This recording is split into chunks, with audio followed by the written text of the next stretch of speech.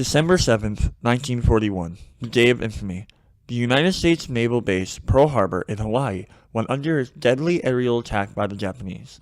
This attack led to the deaths of 2,335 soldiers and more than 1,442 soldiers were wounded. This led to the United States joining World War II and ultimately affected the lives of the American people. This violent massacre of American soldiers led to fear among the American population that all of Japanese descent were fighting against America. This included Japanese citizens that lived upon them. Conflicts with the Japanese Americans occurred for many years and would not officially be resolved until after World War II. 2 months after the bombing of Pearl Harbor, President Franklin D. Roosevelt signed Executive Order 9066, making all of Japanese Americans evacuate the West Coast into internment camps from 1942 to 1945. The United States justified this by claiming there was a danger that Japanese descendants would spy for the Japanese Empire. President Roosevelt appointed Milton Eisenhower as Director of War Relocation Authority after signing the Executive Order 9066. Milton Eisenhower actually initially opposed mass internment of an ethnic population. As Director, Milton said, "Neither the Army nor the War Relocation Authority relished the idea of taking men, women, and children from their homes, their shops, and their farms. So the military and civilian agencies alike determined to do the job as a democracy should, with real consideration for the people involved." He attempted to exempt women and children from internment and protect assets of interned Japanese Americans. Only serving 90 days as Director of War Relocation Authority, Eisenhower was replaced by Dillon Meyer, who also disapproved of the camps, until the dissolution of the WRA, or the War Relocation Authority. Here Dillon talks about the conditions of the Japanese internment camps.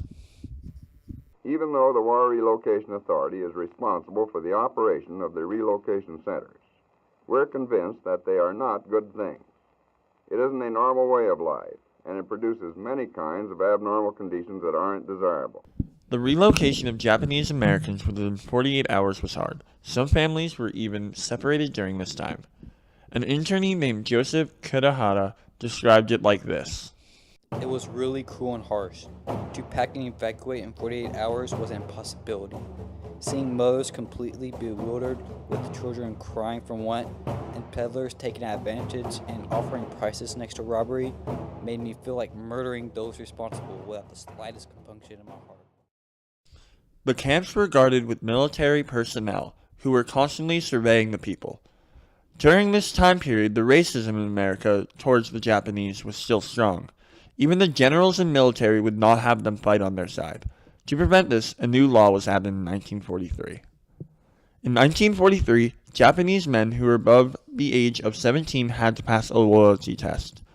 The first question was, "Are you willing to serve in the armed forces of the United States on combat duty wherever ordered?" Females were also asked if they would want to volunteer for the Army Nurse Corps or the Women's Army Corps. The second question was, "Will you swear unqualified allegiance to the United States of America and faithfully defend the United States from any or all attacks by foreign or domestic forces and forswear any form of allegiance or obedience to the Japanese Emperor, to any other foreign government, power, or organization?" Life in an internment camp was comparable to being stuck in a prison cell. There was no air conditioning and living space was cramped. Many rooms had multiple families jammed into it. These camps were surrounded by barbed wire and soldiers with huge guns. George Takei, a famous Japanese-American actor, recalls his childhood growing up in an internment camp in this interview. "I was 4 at the time of Pearl Harbor, and I was too young to really understand what was going on. But I still do remember that day when armed soldiers with guns, bayonets on them, came to our home to order us out.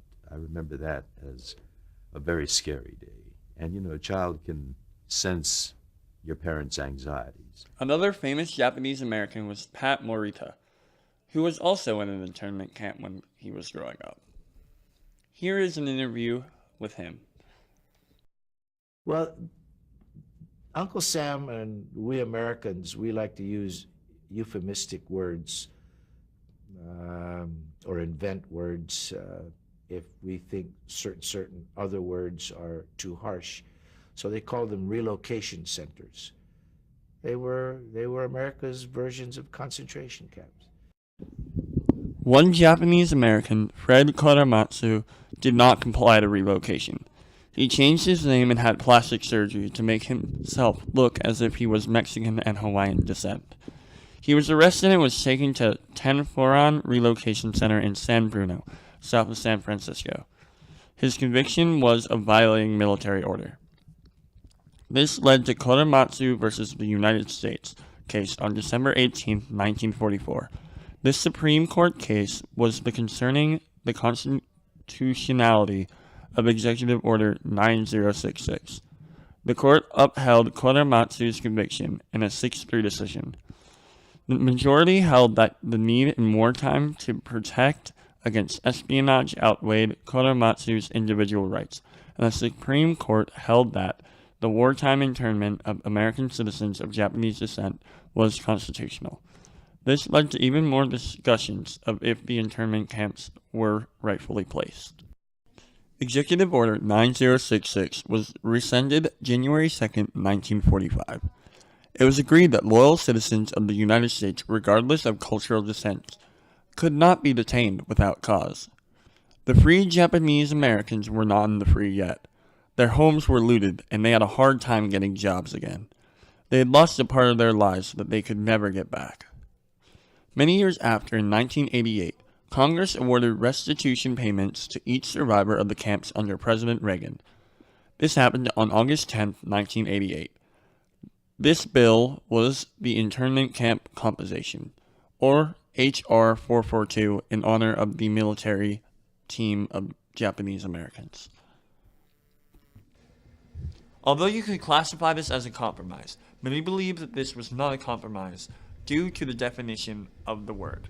According to dictionary.com, a compromise is settlement of differences by mutual concessions, an agreement reached by adjustment of conflicting or opposing claims, principles, etc., by reciprocal modifications of demands. This means that both sides must have an equal role in the compromise.